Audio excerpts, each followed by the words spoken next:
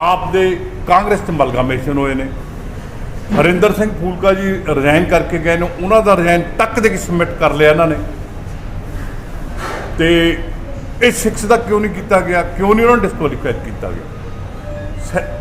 Third ਦੇ ਉੱਤੇ ਅਸੀਂ ਜੋ ਨਜਾਇਜ਼ ਸ਼ਰਾਬ ਦੀਆਂ ਡਿਸਟਿਲਰੀਆਂ ਸੀ ਉਹਨਾਂ ਦੇ ਉੱਤੇ ਅਸੀਂ ਸੁਪਰੀਮ ਕੋਰਟ ਤੱਕ ਗਏ ਹੋਏ ਹਾਂ। ਬਲਤੇਜ ਸਿੰਘ ਸਿੱਧੂ ਜੀ ਹਾਈ ਕੋਰਟ 'ਚ ਲੜੇ, ਸੁਪਰੀਮ ਕੋਰਟ ਦੀ ਸਾਡੇ ਪ੍ਰਸ਼ਾਂਤ ਭੂਸ਼ਣ ਜੀ ਲੜ ਰਹੇ ਨੇ। ਤੇ ਇਸੇ ਤਰੀਕੇ ਨਾਲ ਇੱਕ ਖੰਨੇ ਦਾ ਲੋਕਲ ਮੁੱਦਾ ਸੀਵਰੇਜ ਦਾ, ਉਹਦੇ 'ਚ ਮੇਰੇ ਕੋਲੋਂ ਜੋ ਵੀ ਕੁਛ ਲੱਗੇਗਾ ਮੈਂ ਉਹਨੂੰ ਸਿਰੇ ਲਾਉਣ ਦੀ ਕੋਸ਼ਿਸ਼ ਕਰੂੰਗਾ ਤਾਂ ਜੋ ਮੈਂ ਖੰਨੇ ਦਾ ਗੰਦ ਕੱਢ ਸਕਾਂ, ਕਿਉਂਕਿ ਮੈਂ ਖੰਨੇ ਸ਼ਹਿਰ 'ਚ ਪੜ੍ਹਿਆ। ਖੰਨੇ ਸ਼ਹਿਰ ਨੇ ਮੈਨੂੰ ਬਾਕਸਿੰਗ ਤੋਂ ਨਾਂ ਦਿੱਤਾ ਤੇ ਮੈਂ ਖੰਨੇ ਦਾ ਜੋ ਗੰਦ ਕੱਢ ਕੇ ਆਪਣੇ ਆਪ ਨੂੰ ਚੰਗਾ ਆਦਮੀ ਕਹਾਵਾਂ ਤਾਂ ਬਹੁਤ ਹੀ ਵਧੀਆ ਗੱਲ ਹੈ। ਜੇ ਮੇਰੇ ਤੋਂ ਨਹੀਂ ਨਿਕਲਿਆ ਤਾਂ ਮੈਂ ਵੀ ਮੂੰਹ ਦਿਖਾਉਣ ਦੇ ਕਾਬਲ ਨਹੀਂ ਹੋਵਾਂਗਾ। ਮੈਂ ਲੜਾਈ ਪੂਰੀ ਜਾਰੀ ਰੱਖਾਂਗਾ, ਇਹਨਾਂ ਦੇ ਖਿਲਾਫ ਵੀ ਇਨਵੈਸਟੀਗੇਸ਼ਨ ਮੰਗਾਂਗੇ, ਕਿਉਂਕਿ ਮੇਰੇ ਕੋਲ ਹਜੇ ਉਹਨਾਂ ਦੇ ਪ੍ਰੂਫ ਨਹੀਂ ਆਏ। 3 ਕਲੋਨੀਆਂ ਦੇ ਪ੍ਰੂਫ ਸਾਡੇ ਕੋਲ ਆਏ ਨੇ ਵੀ 3 ਕਲੋਨੀਆਂ ਜਿਨ੍ਹਾਂ ਨੇ ਨਜਾਇਜ਼ ਕਲੋਨੀਆਂ ਦੇ ਵਿੱਚੋਂ ਸੀਵਰੇਜ ਪਾਇਆ। ਜੇ ਪੈਸਾ ਕਿੰਨਾ ਖਰਚਾ, ਕਰੋੜਾਂ ਰੁਪਈਆ, 100 ਕਰੋੜ ਤੋਂ ਉੱਪਰ ਪੈਸਾ ਆਇਆ, ਉਹ ਆਰਟੀ ਐਕਟ ਮੈਂ ਗੌਰਮੈਂਟ ਤੋਂ ਮੰਗੇ ਨੇ। ਉਹਦੇ ਵਿੱਚ ਇੱਕ ਬਹੁਤ ਵੱਡਾ ਸਕੈਂਡਲ ਆ ਪੰਜਾਬ ਲੈਵਲ ਦਾ। ਉਹਦੇ 'ਚ 3.5 ਸਾਲ ਸਿੱਧੂ ਸਾਹਿਬ ਜੋ ਅੱਜ ਕੱਲ੍ਹ ਕਾਂਗਰਸ ਦੇ ਪ੍ਰੈਜ਼ੀਡੈਂਟ ਨੇ ਉਹ ਰਹੇ ਨੇ, ਉਹਨਾਂ ਦਾ ਵੀ ਉਸ ਨੂੰ ਦੇਖ ਰੇਖ ਪਤਾ, ਉਹਨਾਂ ਨੂੰ ਪਤਾ ਕੀ ਗੱਲ ਆ ਕੀ ਨਹੀਂ। ਸੈਕੰਡ ਤੇ ਹੁਣ 1.5 ਸਾਲ ਤੋਂ ਬਾਅਦ ਗਏ ਨੇ। ਹੋਰ ਜਿਹੜਾ ਕੋਈ ਹੋ ਰਿਹਾ ਤੁਹਾਨੂੰ ਪਤਾ ਹੀ ਹੈ, ਖੰਨੇ ਦਾ, ਮੰਡੀ ਗੋਬਿੰਦਗੜ੍ਹ ਦਾ, ਅਮਲੋਹ ਦਾ ਕਿਆ ਬੁਰਾ ਹਾਲ ਹੈ। ਇਹ ਮੇਰੇ ਨਿਗਾਹ 'ਚ ਦੇਖੇ ਹੋਏ ਸੀਵਰੇਜ ਦੇਖੇ ਨੇ, ਗੰਦ ਪਿਆ ਹੈ ਜਿਹੜਾ ਮੈਂ ਦੇਖ ਰਿਹਾ। ਬਾਕੀ ਇਹਨਾਂ ਦੇ ਵਿੱਚੋਂ ਜੋ ਤੁਹਾਡੇ ਦਿਲ 'ਚ ਆਉਂਦੀ ਹੈ ਸਭ ਤੋਂ ਪੁੱਛ ਸਕਦੀਆਂ ਬਣੀਆਂ ਹੋਈਆਂ। ਇੱਕ ਚਿੱਟੇ ਕੱਪੜੇ ਪਾਈ ਫਿਰਦੀ ਆ, ਇੱਕ ਨੀਲੀਆਂ ਪੱਗਾਂ ਬੰਨੀ ਫਿਰਦੇ ਨੇ, ਧਰਮ ਦੀ ਆੜ ਦੇ ਵਿੱਚ ਕੰਮ ਕਰਦੇ ਨੇ। ਇੱਕ ਅੱਜ ਟੋਪੀਆਂ ਲੈ ਕੇ ਝਾੜੂ ਚੱਕੀ ਫਿਰਦੇ ਨੇ ਵੀ ਅਸੀਂ ਪੰਜਾਬ ਨੂੰ ਬਹੁਤ ਵਧੀਆ ਕੰਮ ਕਰਕੇ ਦੇਵਾਂਗੇ। ਜਦੋਂ ਕਿ ਝਾੜੂ ਵਾਲਿਆਂ ਦਾ ਬੰਦਾ, ਆਪੋਜੀਸ਼ਨ ਦਾ ਲੀਡਰ, ਜਦੋਂ ਉਹਦੇ 7 ਬੰਦੇ ਉਹਨੂੰ ਛੱਡ ਕੇ ਚਲੇ ਜਾਣ, ਕੀ ਉਹ ਆਪੋਜੀਸ਼ਨ ਲੀਡਰ ਬਣਨ ਦੇ ਕਾਬਲ ਹੈ? ਵੀ ਆਪੋਜੀਸ਼ਨ ਉਹਨੂੰ ਖੁਦ ਰਿਜ਼ਾਈਨ ਕਰ ਦੇਣਾ ਚਾਹੀਦਾ। ਜੀ ਮੈਂ ਮਿਨੋਰਟੀ 'ਚ ਰਹਿ ਗਿਆ ਵੀ ਮੈਂ ਆਪੋਜੀਸ਼ਨ ਲੀਡਰ ਦੀਆਂ ਫੈਸਿਲਿਟੀਜ਼ ਨਹੀਂ ਲੈ ਸਕਦਾ।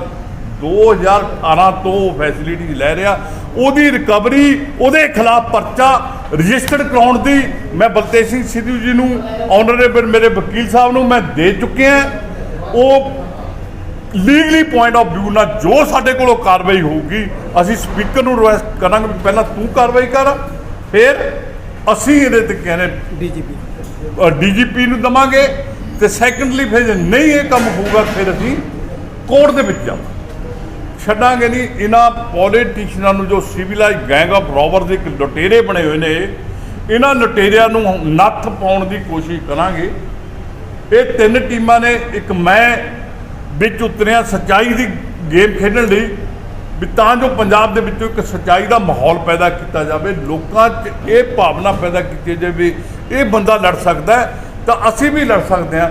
ਜੇ 117 ਲੋਕਾਂ 'ਚੋਂ ਬੰਦਿਆਂ 'ਚੋਂ ਸਾਡੇ ਪੰਜਾਬ ਦੀ ਕਨਸਟੀਟਿਊਸ਼ਨ 'ਚ ਉੱਠ ਜਾਣ ਲੋਕ, ਤਾਂ ਇਹਨਾਂ ਦੀ ਜ਼ਰੂਰਤ ਨਹੀਂ ਹੈ ਵੀ ਕਿ ਇਹਨੇ ਸਾਡੇ ਕੋਲ ਨਿਕਲ ਕੇ ਬਿਆਨ ਦਿੱਤਾ ਗਿਆ ਸੀ ਲਾਭ ਸਿੰਘਣਾ ਵੱਲੋਂ ਵੀ ਅਸੀਂ ਪਹਿਲਾਂ ਹਾਈ ਕੋਰਟ ਨੇ ਸਾਡੀ ਰਿਜੈਕਟ ਕੀਤੀ, ਉਹਦੇ ਬਾਅਦ ਸੁਪਰੀਮ ਕੋਰਟ ਲਾਇਆ ਗਿਆ। ਸੁਪਰੀਮ ਕੋਰਟ ਵੱਲੋਂ ਨੋਟਿਸ ਲਾਇਆ ਗਿਆ, ਉਹਦੇ ਵਾਸਤੇ ਕੀ ਕਹਿਣਾ ਚਾਹੁੰਦੇ ਹੋ? ਜਿਹੜਾ ਉਹਦੇ ਬਾਰੇ ਹੈ ਜੀ, ਅਸੀਂ ਪਹਿਲਾਂ ਹਾਈ ਕੋਰਟ 'ਚ ਰੈਟੀਫਿਕੇਸ਼ਨ ਪਾਈ ਸੀ ਵੀ ਪ੍ਰਸ਼ਾਂਤ ਕਿਸ਼ੋਰ ਜੋ ਹੈ ਇਹਨੂੰ ਪਬਲਿਕ ਇੰਪਲੋਇਮੈਂਟ ਤੇ ਇਹਨੂੰ ਕੈਬਨਿਟ ਰੈਂਕ ਦਾ ਦਰਜਾ ਦੇ ਕੇ ਤੇ ਉਹਦਾ ਸਟੇਚਰ, ਉਹਦੀਆਂ ਪੇ ਐਂਡ ਪਰਕਸ ਕੈਬਨਿਟ ਵਜ਼ੀਰ ਵਾਲੀਆਂ ਦੇਣੀਆਂ ਸਨ, ਉਹ ਉਹਨੂੰ ਨਹੀਂ ਦਿੱਤੀਆਂ ਜਾ ਸਕਦੀਆਂ ਸੀ। ਉਹਦੇ ਲਈ ਇਸ ਤੋਂ ਪਹਿਲਾਂ ਜਾਂ ਤਾਂ ਸੈਂਟਰਲ ਗਵਰਨਮੈਂਟ ਲੈਵਲ ਤੇ, ਇੰਡੀਆ ਲੈਵਲ ਤੇ ਐਪਲੀਕੇਸ਼ਨ 'ਚ ਕਾਲ ਕੀਤੀਆਂ ਜਾਂਦੀਆਂ, ਔਰ ਜਿਹੜਾ ਵੀ ਕੋਈ ਕਾਬਲ ਬੰਦਾ ਹੁੰਦਾ ਪਬਲਿਕ ਇੰਪਲੋਇਮੈਂਟ ਉਹਨੂੰ ਰੱਖਿਆ ਜਾਂਦਾ। ਹੋ ਸਕਦਾ ਇਹੀ ਕਾਬਲ ਹੁੰਦਾ, ਇਸ ਤੋਂ ਜ਼ਿਆਦਾ ਹੋਰ ਕਿੰਨੇ ਯੂਨੀਵਰਸਿਟੀਆਂ ਦੇ ਵਾਈਸ ਚਾਂਸਲਰ ਬੈਠੇ ਆ, ਬਿਊਰੋਕਰੈਟਸ ਬੈਠੇ ਆ, ਬੋਰਨ ਸਰਵਿਸ ਦੇ ਬੰਦੇ ਬੈਠੇ ਆ, ਹੋਰ ਤਕੜੇ ਪੋਲੀਟੀਸ਼ੀਅਨਸ ਬੈਠੇ ਆ, ਉਹ ਆ ਜਾਂਦੇ। ਜੇ ਨਹੀਂ ਆਉਂਦੇ ਤਾਂ ਇਹ ਕਾਬਲ ਸੀ, ਇਹ ਆ ਜਾਂਦਾ। ਦੂਜੀ ਸਾਡੀ ਵੱਡੀ ਮੰਗ ਉਹਦੇ 'ਚ ਇਹ ਸੀ ਵੀ ਇਹ ਇੱਕ ਇਲੈਕਸ਼ਨ ਸਟ੍ਰੈਟਜਿਸਟ ਹੈ। ਇਹ ਵੱਖ-ਵੱਖ ਪੋਲੀਟੀਕਲ ਪਾਰਟੀਆਂ ਨੂੰ ਇਲੈਕਸ਼ਨ ਸਟ੍ਰੈਟਜੀ ਦਿੰਦਾ ਹੈ। ਪਹਿਲਾਂ ਇਹਨੂੰ ਬੀਜੇਪੀ ਨੇ ਹਾਇਰ ਕੀਤਾ, ਫਿਰ ਉਹਨੂੰ ਸਮਾਜਵਾਦੀ ਪਾਰਟੀ ਨੇ ਹਾਇਰ ਕੀਤਾ, 2017 ਦੇ ਵਿੱਚ ਇਸੇ ਮੌਜੂਦਾ ਪੰਜਾਬ ਪ੍ਰਦੇਸ਼ ਕਾਂਗਰਸ ਕਮੇਟੀ ਨੇ ਹਾਇਰ ਕੀਤਾ, ਪੰਜਾਬ ਦੀ ਸਰਕਾਰ ਨੇ, ਲਾਸਟਲੀ ਉਹਨੂੰ ਤ੍ਰਿਣਮੂਲ ਕਾਂਗਰਸ ਨੇ ਹਾਇਰ ਕੀਤਾ। ਜਦੋਂ ਇਹਨੂੰ ਪੋਲੀਟੀਕਲ ਪਾਰਟੀਆਂ ਹਾਇਰ ਕਰਦੀਆਂ ਇਲੈਕਸ਼ਨ ਜਿੱਤਣ ਲਈ ਤਾਂ ਫਿਰ ਇੱਕ ਇਲੈਕਸ਼ਨ ਸਟ੍ਰੈਟਜਿਸਟ ਨੂੰ ਸਰਕਾਰੀ ਗੱਲੇ 'ਚ ਕਿਉਂ ਤਨਖਾਹ ਦਿੱਤੀ ਜਾਂਦੀ ਹੈ। ਚਲੋ ਸਾਡੀ petition Punjab Haryana high court ਨੇ ਖਾਰਜ ਕਰਤੀ, ਕੋਈ ਟੈਕਨੀਕਲ ਵਜੂਹਾਤ ਸਨ, ਅਸੀਂ ਸਿਰ ਮੱਥੇ ਉਸ ਹੁਕਮ ਨੂੰ ਪ੍ਰਵਾਨ ਕਰਦੇ ਹਾਂ। ਅਸੀਂ ਉਹਦੇ ਖਿਲਾਫ ਲਾਭ ਸਿੰਘ ਵੱਲੋਂ ਸੁਪਰੀਮ ਕੋਰਟ ਚਲੇ ਗਏ। ਸੁਪਰੀਮ ਕੋਰਟ ਨੇ ਫਸਟ ਡੇ ਇਹ ਆਰਡਰ ਦੇ ਵਿੱਚ ਲਿਖਿਆ ਹੈ ਵੀ ਜਿਹੜਾ ਬੰਦਾ ਸਾਡੀ ਕੰਟੈਂਸ਼ਨ ਨਾਲ ਲਾਭ ਸਿੰਘ ਦੀ ਮੇਰੇ ਥਰੂ ਜਿਹੜਾ ਬੰਦਾ ਇੱਕ ਇਲੈਕਸ਼ਨ ਸਟ੍ਰੈਟਜਿਸਟ ਹੈਗਾ, ਉਹ ਵੱਖ-ਵੱਖ ਪੋਲੀਟੀਕਲ ਪਾਰਟੀਆਂ ਨੂੰ ਇਲੈਕਸ਼ਨ ਜਿੱਤਣ ਲਈ ਸਲਾਹ ਦਿੰਦਾ ਹੈ, ਉਹਨੂੰ ਸਰਕਾਰੀ ਗੱਲੇ 'ਚੋਂ ਤਨਖਾਹ ਗਵਰਨਮੈਂਟ ਕਿਵੇਂ ਦੇ ਸਕਦੀ ਹੈ? ਗਵਰਨਮੈਂਟ ਤਾਂ ਇਲੈਕਸ਼ਨ ਜਿੱਤਣ ਵਾਸਤੇ ਕੋਈ ਬੰਦਾ ਅਪੁਆਇੰਟ ਨਹੀਂ ਕਰ ਸਕਦੀ। ਇਹ ਆਰਡਰ ਦੇ ਵਿੱਚ ਲਿਖਿਆ ਹੈ। ਸ਼ਾਇਦ ਉਸ ਆਰਡਰ ਨੂੰ ਮੱਦੇਨਜ਼ਰ ਰੱਖ ਕੇ ਹੀ ਪਹਿਲਾਂ ਉਹਦੀ 2 ਜੁਲਾਈ ਡੇਟ ਸੀ, ਫਿਰ 2 ਅਗਸਤ ਡੇਟ ਪਈ, ਹੁਣ 20 ਅਗਸਤ ਡੇਟ ਹੈ। ਸ਼ਾਇਦ ਇਸ ਕਰਕੇ ਹੀ ਪ੍ਰਸ਼ਾਂਤ ਕਿਸ਼ੋਰ ਜੀ ਨੇ ਅਸਤੀਫਾ ਦਿੱਤਾ ਹੈ। ਹੁਣ ਜਿੱਦ ਤੱਕ ਅਗਲਾ ਤੁਹਾਡਾ ਬੜਾ ਵਧੀਆ ਸਵਾਲ ਸੀ ਵੀ ਤੁਸੀਂ ਅੱਗੇ ਕੀ ਕਰੋਗੇ। ਅਸੀਂ ਪ੍ਰਸ਼ਾਂਤ ਕਿਸ਼ੋਰ ਜੀ ਦਾ ਔਰ ਪ੍ਰਸ਼ਾਂਤ ਕਿਸ਼ੋਰ ਨੂੰ ਅਪੁਆਇੰਟ ਕਰਨ ਵਾਲੇ ਬੰਦਿਆਂ ਦਾ ਮੈਨੂੰ ਲਾਭ ਸਿੰਘ ਵੱਲੋਂ ਕਲੀਅਰ ਕੱਟ ਹਦਾਇਤ ਹੈ, ਅਸੀਂ ਹਾਰੀਏ, ਅਸੀਂ ਜਿੱਤੀਏ, ਅਸੀਂ ਸੁਪਰੀਮ ਕੋਰਟ 'ਚ ਬੁਰੇ ਦੇ ਘਰ ਤੱਕ ਲੜਾਈ ਲੜਾਂਗੇ।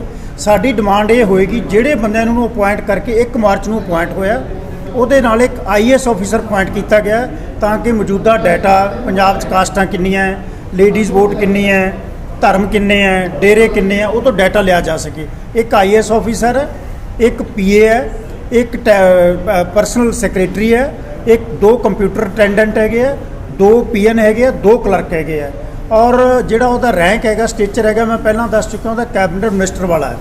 ਕੈਬਨਿਟ ਮਿਨਿਸਟਰ ਨੂੰ ਇੱਕ ਉਹਦੇ ਗੱਡੀ ਅੱਗੇ ਪਾਇਲਟ ਲੱਗਦੀ ਹੈ, ਪਿੱਛੇ ਸਿਕਿਉਰਿਟੀ ਵਹੀਕਲ ਲੱਗਦਾ, ਉਸ ਤਰ੍ਹਾਂ ਦੀ ਉਹਨੂੰ ਸਿਕਿਉਰਿਟੀ ਦਿੱਤੀ ਗਈ ਹੈ। ਇੱਕ ਉਹਨੂੰ ਮਿਨਿਸਟਰ ਲੈਵਲ ਦਾ ਬੰਗਲਾ ਦਿੱਤਾ ਗਿਆ ਹੈ, ਸੈਕਟਰੀਏਟ ਦੇ ਵਿੱਚ ਆਫਿਸ ਦਿੱਤਾ ਗਿਆ ਹੈ ਇਲੈਕਸ਼ਨ ਜਿੱਤਣ ਲਈ। ਅਸੀਂ 1 ਮਾਰਚ ਤੋਂ ਲੈ ਕੇ ਜਿਸ ਦਿਨ ਤੱਕ ਉਹਦਾ ਰਿਜ਼ਾਈਨ ਐਕਸੈਪਟ ਹੋਇਆ ਉਸ ਦਿਨ ਤੱਕ ਤੇ ਜਿੰਨੇ ਪੈਸੇ ਸਰਕਾਰ ਦੇ ਗੱਲੇ 'ਚੋਂ ਗਏ ਆ ਸੁਪਰੀਮ ਕੋਰਟ ਨੂੰ ਬੇਨਤੀ ਕਰਾਂਗੇ ਉਹ ਰਿਕਵਰ ਕੀਤੇ ਜਾਣ, ਨੰਬਰ 1। ਨੰਬਰ 2, ਜਿਨ੍ਹਾਂ ਅਫਸਰਾਂ ਨੇ ਦਸਤਖਤ ਕਰਕੇ ਉਹ ਪੈਸੇ ਦਿੱਤੇ ਹੈ ਜਾਂ ਉਹਦੀ ਅਪੁਆਇੰਟਮੈਂਟ ਲੈਟਰ ਤੇ ਸਾਈਨ ਕੀਤੇ ਹੈ ਉਹਨਾਂ ਤੇ ਜੋ ਕਾਰਵਾਈ ਬਣਦੀ ਉਹ ਕਰੋ, ਭੱਜਣ ਨਾਲ ਖਹਿੜਾ ਨਹੀਂ ਛੁੱਟਣਾ। ਸਰ ਤੁਹਾਨੂੰ ਕੀ ਲੱਗਦਾ ਵੀ ਜਿਹੜੀ ਸਿੱਧੂ ਦੀ ਨਿਯੁਕਤੀ ਉਹ ਪ੍ਰਸ਼ਾਂਤ ਕਿਸ਼ੋਰ ਦੀ ਰਣਨੀਤੀ ਦੇ ਤਹਿਤ ਹੋਈ ਹੈ ਜਾਂ ਇਹ ਤਾਂ ਪੋਲੀਟੀਕਲ ਸਵਾਲ ਹੈ, ਮੈਂ ਵਕੀਲ ਹਾਂ, ਮੈਂ ਪੋਲੀਟੀਕਲ ਸਵਾਲ ਦਾ ਜਵਾਬ ਨਹੀਂ ਦੇ ਸਕਦਾ। ਅੱਛਾ, ਇੱਕ ਸਰ ਇਹ ਦੱਸਿਓ ਵੀ ਜਿੱਦਾਂ ਕਿ ਤੁਸੀਂ ਕਹਿੰਦੇ ਪ੍ਰਸ਼ਾਂਤ ਕਿਸ਼ੋਰ ਖੈਰ ਕੀਤਾ ਗਿਆ ਹੈ ਵੱਖ-ਵੱਖ ਪਾਰਟੀਆਂ ਵੱਲੋਂ, ਜਿਸ ਤਰ੍ਹਾਂ ਉਹਨਾਂ ਨੇ ਇੱਕ ਮੈਨੀਫੈਸਟੋ ਡਿਸਪਲੇ ਕੀਤਾ ਜਾਂਦਾ ਉਹਦੀਆਂ ਹਦਾਇਤਾਂ ਦੇ ਮੁਤਾਬਕ ਪੂਰਾ ਨਹੀਂ ਉਤਰਦੇ ਹੈਗੇ, ਕਿ ਉਹਦੇ ਲਈ ਵੀ ਕੋਈ ਰਣਨੀਤੀ ਹੈਗੀ ਆ? ਉਹਦੇ ਲਈ ਅੱਜ ਤੱਕ ਦਾ ਜੋ ਇਲੈਕਸ਼ਨ ਮੈਨੀਫੈਸਟੋ ਆ ਉਹ ਹਿੰਦੁਸਤਾਨ ਦਾ ਲਾਅ ਹੈ। ਇਲੈਕਸ਼ਨ ਮੈਨੀਫੈਸਟੋ ਨੂੰ ਤੁਸੀਂ ਕੋਰਟ ਕਚਹਿਰੀ ਰਾਹੀਂ ਨਹੀਂ ਐਨਫੋਰਸ ਨਹੀਂ ਕਰਵਾ ਸਕਦੇ, ਉਹਨੂੰ ਜਨਤਾ ਦੀ ਕਚਹਿਰੀ ਨੇ, ਤੁਸੀਂ ਮੀਡੀਆ ਦੇ ਲੋਕਾਂ ਨੇ ਐਨਫੋਰਸ ਕਰਾਉਣਾ ਹੈ। ਇਸੇ ਲਈ ਤਾਂ ਹੁਣ ਮੰਗ ਉੱਠ ਰਹੀ ਵਾਰ-ਵਾਰ ਵੀ ਪੋਲੀਟੀਕਲ ਪਾਰਟੀਆਂ ਤੋਂ ਐਫੀਡੇਵਿਟ ਲੈ ਜਾਣ ਵੀ ਜਿਹੜੇ ਤੁਸੀਂ ਵਾਅਦੇ ਕਰਦੇ ਹੋ ਉਹ ਪੂਰੇ ਕਰੋਗੇ, ਔਰ ਨਹੀਂ ਤੁਹਾਨੂੰ ਐਫੀਡੇਵਿਟ ਦੇ ਤਹਿਤ ਕੋਰਟ ਕਚਹਿਰੀ 'ਚ ਖਿੱਚਿਆ ਜਾ ਸਕੇ। ਆਪੋਜੀਸ਼ਨ ਦੇ ਲੀਡਰ ਨੂੰ ਜੋ ਫੈਸਿਲਿਟੀਜ਼ ਮਿਲਦੀਆਂ ਹੈ ਉਹ ਮੰਤਰੀ ਵਾਲੀਆਂ ਮਿਲਦੀਆਂ, ਉਹਦੀ ਕਾਰ, ਕੋਠੀ, ਬੰਗਲਾ, ਸੈਲਰੀ, ਪਰਕਸ ਸਾਰੀਆਂ ਮੰਤਰੀ ਵਾਲੀਆਂ ਮਿਲਦੀਆਂ। ਔਰ ਆਪੋਜੀਸ਼ਨ ਦਾ ਲੀਡਰ ਬਣਨ ਲਈ ਪ੍ਰੀ ਕੰਡੀਸ਼ਨ ਇਹ ਹੈ ਉਸ ਪਾਰਟੀ ਕੋਲ ਵਿਧਾਨ ਸਭਾ ਦੇ ਵਿੱਚ ਰੂਲਿੰਗ ਪਾਰਟੀ ਤੋਂ ਅੱਗੇ ਬਹੁਮਤ ਉਹਨਾਂ ਕੋਲ ਹੋਵੇ। ਜਿਸ ਦਿਨ ਤੋਂ ਇਹਨਾਂ ਦੇ 7 ਬੰਦੇ ਫੂਲਕਾ ਸਾਹਿਬ ਛੱਡ ਕੇ ਚਲੇ ਗਏ, 6 MLA ਹੋਰ ਛੱਡ ਕੇ ਚਲੇ ਗਏ, ਉਸ ਦਿਨ ਤੋਂ ਇਹਨਾਂ ਦਾ ਬਹੁਮਤ ਚਲਾ ਗਿਆ। ਜੇ ਮਾੜੀ ਮੋਟੀ ਗੈਰਤ ਹਰਪਾਲ ਸਿੰਘ ਚੀਮਾ 'ਚ ਹੁੰਦੀ, ਮੈਨੂੰ ਬਤੌਰ ਵਕੀਲ ਇਹ ਅਲਫਾਜ਼ ਯੂਜ਼ ਨਹੀਂ ਕਰਨੇ ਚਾਹੀਦੇ, ਜੇ ਮਾੜੀ ਮੋਟੀ ਗੈਰਤ ਉਹਨਾਂ 'ਚ ਹੁੰਦੀ ਤਾਂ ਹਰਪਾਲ ਸਿੰਘ ਚੀਮਾ ਜੀ ਨੂੰ ਖੁਦ ਛੱਡ ਦੇਣਾ ਚਾਹੀਦਾ ਸੀ। ਉਹ ਲੋਕਾਂ ਨੂੰ ਮਜਬੂਰ ਕਰ ਰਹੇ ਹੈ। ਮੈਨੂੰ ਲਾਭ ਸਿੰਘ ਜੀ ਵੱਲੋਂ ਪੂਰੀ ਇੰਸਟਰਕਸ਼ਨ ਦਿੱਤੀਆਂ ਹੋਈਆਂ, ਐਪਲੀਕੇਸ਼ਨ ਡਰਾਫਟ ਕਰਕੇ ਕੋਈ ਪੋਲੀਟੀਕਲ ਮੰਗ ਨਹੀਂ ਅਸੀਂ ਕਰਨੀ, ਸਪੀਕਰ ਕੋਲ ਨਹੀਂ ਜਾਣਾ ਕਿਉਂਕਿ ਸਪੀਕਰ ਦੀ ਪਾਰਟੀ 'ਚੋਂ ਗਏ ਹੈ। ਅਸੀਂ ਸਿੱਧਾ ਤੇ ਸਿੱਧਾ DGP ਨੂੰ ਕੰਪਲੇਂਟ ਕਰਨੀ ਹੈ for registration of FIR for embezzlement of public funds. ਉਹ ਪਰਕਸ ਲੈ ਰਿਹਾ ਜਿਹੜੀਆਂ ਮਿਨਿਸਟਰ ਨੂੰ ਮਿਲ ਰਹੀਆਂ, ਜਿਹੜੀਆਂ ਆਪੋਜੀਸ਼ਨ ਲੀਡਰ ਨੂੰ ਮਿਲਦੀਆਂ ਹੁਣ ਉਹਨੂੰ ਮਿਲਣੀਆਂ ਚਾਹੀਦੀਆਂ MLA ਵਾਲੀਆਂ। ਸੋ ਉਹਨੇ ਖੁਦ ਨਹੀਂ ਛੱਡਿਆ। ਅਸੀਂ DGP ਪੰਜਾਬ ਨੂੰ ਸ਼ਿਕਾਇਤ ਕਰ ਰਹੇ ਹਾਂ ਉਹਦੇ ਤੇ ਪਰਚਾ ਦਰਜ ਕਰਨ ਦੀ। ਕਿਹਦੇ ਖਿਲਾਫ ਪਰਚਾ ਦਰਜ ਕਰਨ ਦੀ ਕਹਿ ਰਹੇ ਹੋ? ਇਕੱਲੇ ਹਰਪਾਲ ਸਿੰਘ ਚੀਮਾ ਦੇ ਖਿਲਾਫ। ਤੇ ਜਿਹੜਾ ਤੁਹਾਡਾ ਸੈਕਟਰੀ ਹੈ ਵਿਧਾਨ ਸਭਾ ਦਾ, ਹਾਂਜੀ ਸਪੀਕਰ, ਹਾਂ, ਉਹਦੇ ਖਿਲਾਫ ਕੀ ਕਾਰਵਾਈ? ਸਪੀਕਰ ਦੇ ਖਿਲਾਫ ਤਾਂ ਇਸ ਦੇ ਵਿੱਚ ਸਪੀਕਰ ਨੂੰ ਵੈਸੇ ਤਾਂ ਉਹਨੂੰ ਚਾਹੀਦਾ ਸੀ, ਇਖਲਾਕੀ ਤੌਰ ਤੇ ਵੀ ਚਾਹੀਦਾ ਸੀ, ਕਾਨੂੰਨੀ ਤੌਰ ਤੇ ਵੀ ਚਾਹੀਦਾ ਸੀ। ਉਹਨੂੰ ਕਹਿੰਦਾ ਵੀ ਤੇਰੇ ਕੋਲ ਬਹੁਮਤ ਹੈ ਨਹੀਂ, ਤੈਨੂੰ ਆਪੋਜੀਸ਼ਨ ਛੱਡ ਦੇਣੀ ਚਾਹੀਦੀ ਹੈ, ਪਰ ਨਹੀਂ ਕਿਹਾ। ਤੇ ਅਸੀਂ ਸਪੀਕਰ ਬਾਰੇ ਵੀ ਦੇਖ ਲਾਂਗੇ ਕਾਨੂੰਨੀ ਤੌਰ ਤੇ ਕੀ ਬਣਦਾ।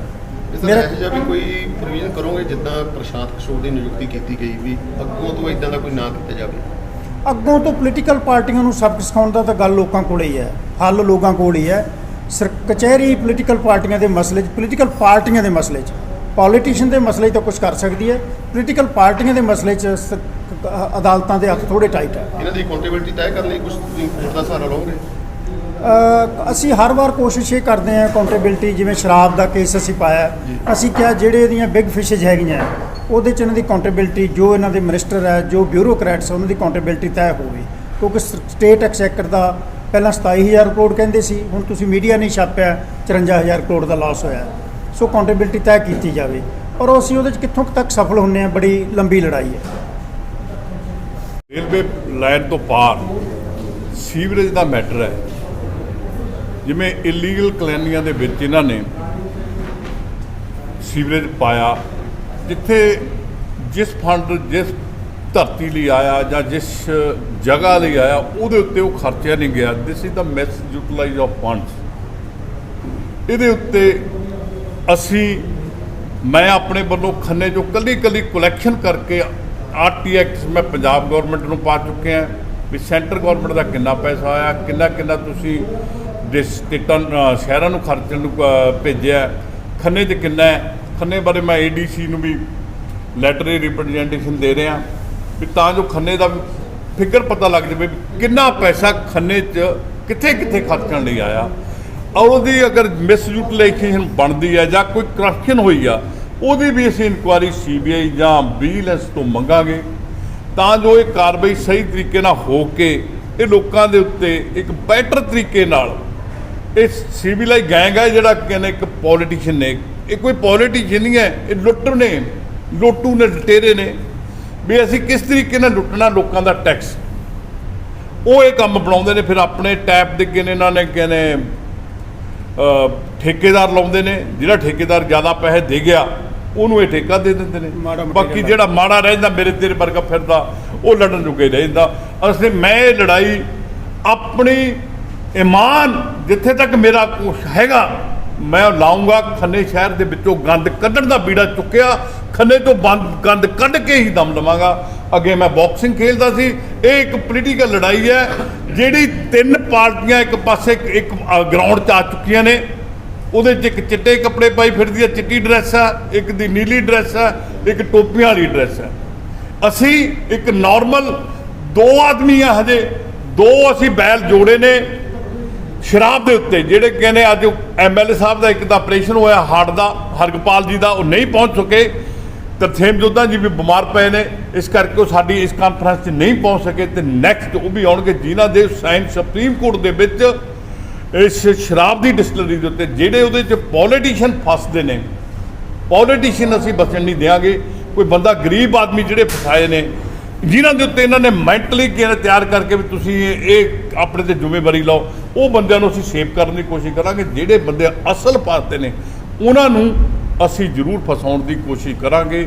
ਇਸੇ ਤਰੀਕੇ ਨਾਲ ਸੀਵਰੇਜ ਦਾ ਖੰਨੇ ਉਹਦਾ ਗੰਦ ਕੱਢਣ ਖਾਤਰ ਮੈਂ ਆਪਣਾ ਤਨ ਮਨ ਧਨ ਜ਼ਰੂਰ ਲਾਵਾਂਗਾ। ਜਿੱਥੇ ਤੱਕ ਮੇਰੇ ਕੋਲ ਖੰਨੇ ਦੇ ਸ਼ਹਿਰ ਲਈ ਬੈਨੀਫਿਸ਼ਰੀ ਹੋ ਸਕੀ ਮੈਂ ਸੋਚਾਂਗਾ ਉਹਦੇ ਲਈ ਜ਼ਰੂਰ ਲੜਾਈ ਲੜਾਂ। ਹੁਣ ਤੱਕ ਕਿੰਨੀਆਂ ਮੈਨੂੰ ਪਰਫੈਕਟ ਪਤਾ ਵੀ 3 ਕਲੋਨੀਆਂ 'ਚ ਇਹਨਾਂ ਨੇ ਪਾਇਆ, ਉਹ 3 ਕਲੋਨੀ ਦਾ ਮੈਂ ਹਜੇ ਡਿਸਪੋਜ਼ ਆਫ ਨਹੀਂ ਕਰਨਾ, ਤਾਂ ਜੋ ਕਿ ਮੈਨੂੰ ਇਹਨਾਂ ਦੀਆਂ ਫਿਗਰਾਂ ਪਤਾ ਲੱਗਣ ਵੀ ਇਹਨਾਂ ਨੇ ਫਿਗਰਾਂ ਨੇ ਕੀ ਦਿੱਤਾ। ਉਹ ਤਦ ਹੀ ਅਸੀਂ ਲੀਗਲੀ ਤੌਰ ਤੇ ਕੋਰਟ ਨੇ ਸਾਡੇ ਤੋਂ ਕਹਿੰਦੇ ਐਵੀਡੈਂਸ ਮੰਗਣੇ ਨੇ, ਉਹ ਐਵੀਡੈਂਸ ਤਦੇ ਦੇਣਗੇ ਜਦੋਂ ਤੱਕ ਮੇਰੇ ਕੋਲ ਪੂਰੇ ਪ੍ਰੂਫ ਨਹੀਂ ਆਏ, ਜਦ ਤੱਕ ਮੈਂ ਇਹ ਰਿਟ ਪਟੀਸ਼ਨ ਫਾਈਲ ਨਹੀਂ ਕਰ ਸਕਦਾ। ਇਸ ਕਰਕੇ ਉਹਨੂੰ ਡਿਲੇ ਹੋ ਰਿਹਾ।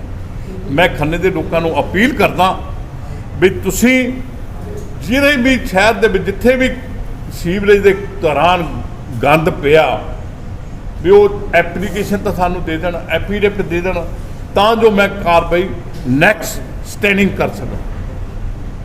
ਇੱਕ ਸ਼ਰਾਬ ਦੇ ਕਾਰਖਾਨੇ ਰਾਜਪੁਰੋਂ ਫੜੀ ਗਈ, ਪਟਿਆਲੇ ਤੋਂ ਫੜੀ ਗਈ, ਤਕਰੀਬਨ ਸਿੱਧਾ ਪੋਲੀਟੀਕਲ ਲੋਕਾਂ ਦਾ ਨਾਮ ਹੁੰਦਾ, ਕਿਉਂਕਿ ਪੁਲਿਸ ਦੀ ਨੱਕ ਹਿੱਟ ਹੁੰਦਾ ਜਾਂ ਪੁਲਿਸ ਕਹਿੰਦੀ ਇੱਕ ਛੋਟੀ ਜੀ ਗ੍ਰਾਮ 2 ਗ੍ਰਾਮ ਸਮੈਕ ਪਤਾ ਲੱਗ ਜਾਂਦੀ ਹੈ। ਐਡੇ ਵੱਡੇ ਲੈਵਲ ਤੇ ਚੱਲਦੇ ਆ ਜਿਹੜੇ ਕਾਰਖਾਨੇ, ਉਹਨਾਂ ਬਾਰੇ ਕੀ ਕਹੋਗੇ ਤੁਸੀਂ?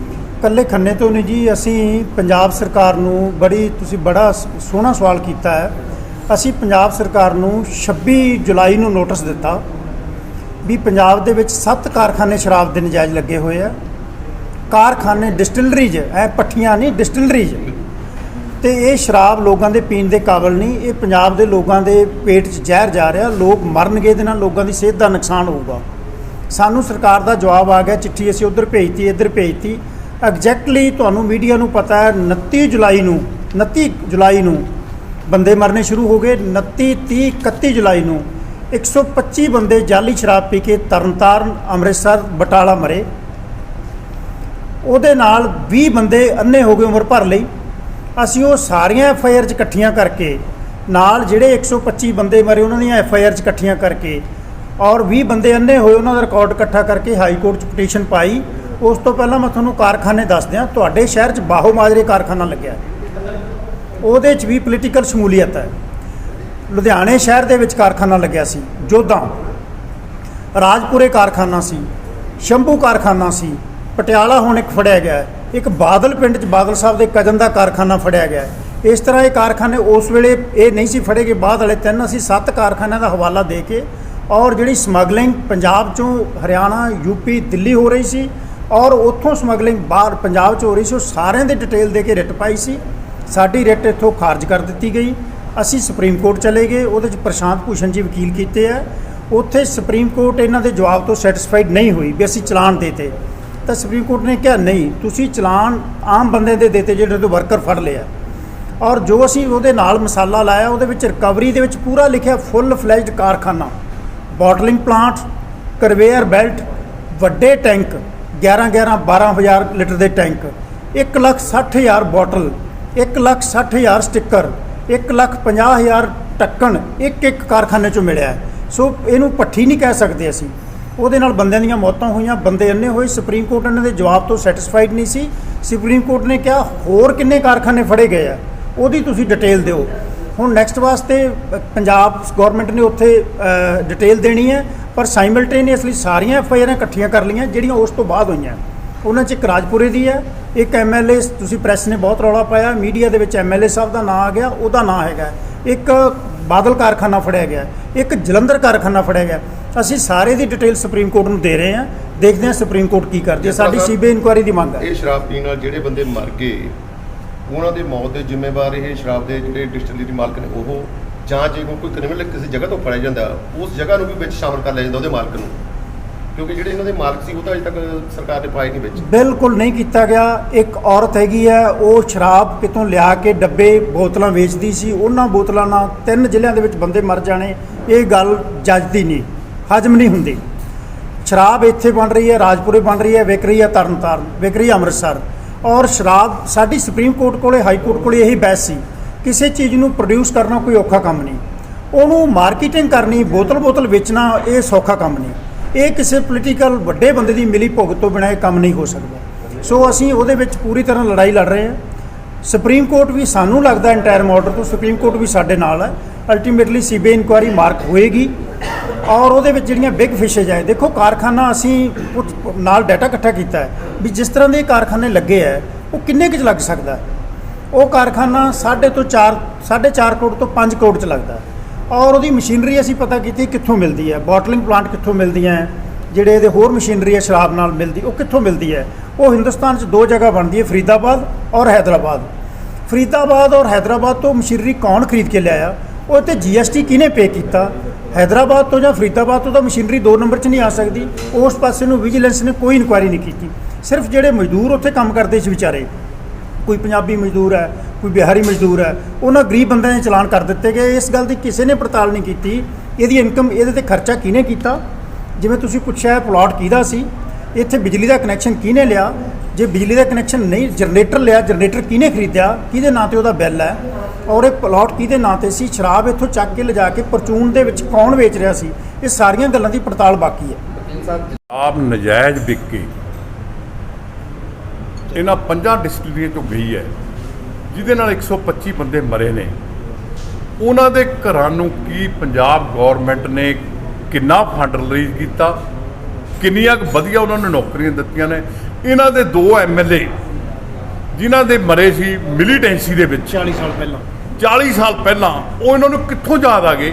ਉਹਨਾਂ ਲਈ ਗਜ਼ਟਡ ਅਫੀਸਰ, ਤਹਿਸੀਲਦਾਰ, ਥਾਣੇਦਾਰ, ਕੀ 125 ਬੰਦਿਆਂ ਦੇ ਘਰਾਂ ਦੇ ਅੰਦਰ ਨਹੀਂ ਥਾਣੇਦਾਰ ਤੇ ਤਹਿਸੀਲਦਾਰ ਲਾਏ ਜਾ ਸਕਦੇ।